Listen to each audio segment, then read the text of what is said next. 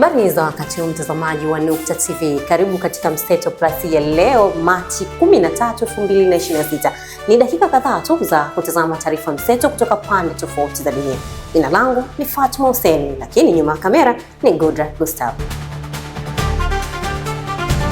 Kampuni ya mawasiliano ya simu Vodacom Tanzania itakuwa mdhamini mkuu wa kongamano la uwekezaji Afrika Mashariki litakalojadili namna ya kuendeleza uchumi wa kidijitali wa ukanda huo. Kongamano hilo linaratibiwa na Chama cha Watoa Huduma za Kifedha kwa Kutumia Teknolojia, TAFINA.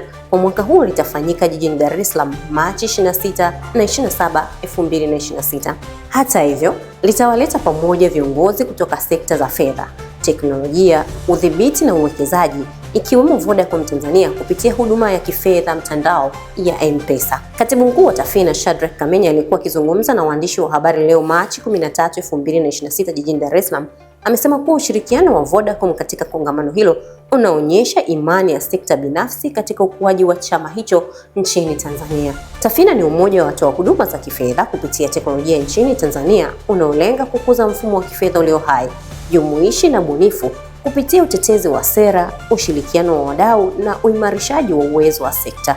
Meneja wa sera na uhusiano wa jamii wa Vodacom Tanzania Buberwa Mukurasi amesema kampuni hiyo inajivunia kushirikiana na TAFINA kama mdhamini wa kongamano hilo linalofanyika kwa awamu ya pili toka kuanzishwa kwake mwaka 2024. Amesema ushirikiano huo unaonyesha nia ya dhati ya Vodacom katika kuendeleza ujumuishi wa huduma za kifedha kwa njia ya kidijitali.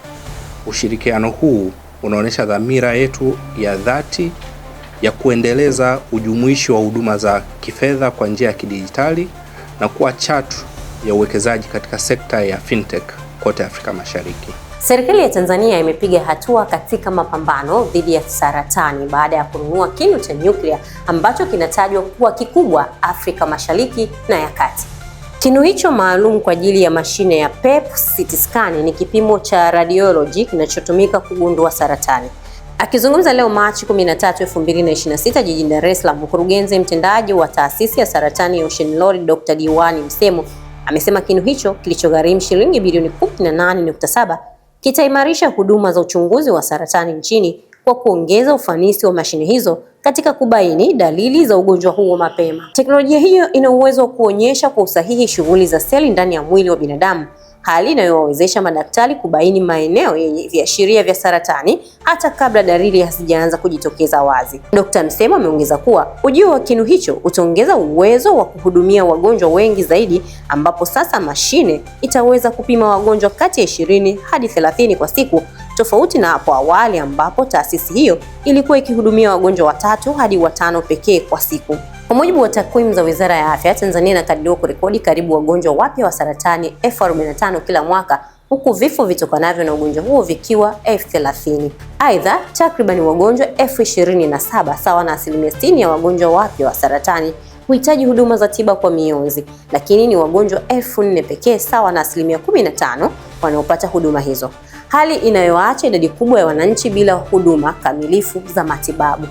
Ile gharama ambazo mtu alikuwa anatumia kwa ajili ya usafiri kwenda India, ndege, hoteli na vitu vingine, hakuna sababu ya Mtanzania kwenda kule kwa sababu ya hiyo, kwa sababu hii PET scan tulio nayo ni latest kuliko hata hizo ziliko India.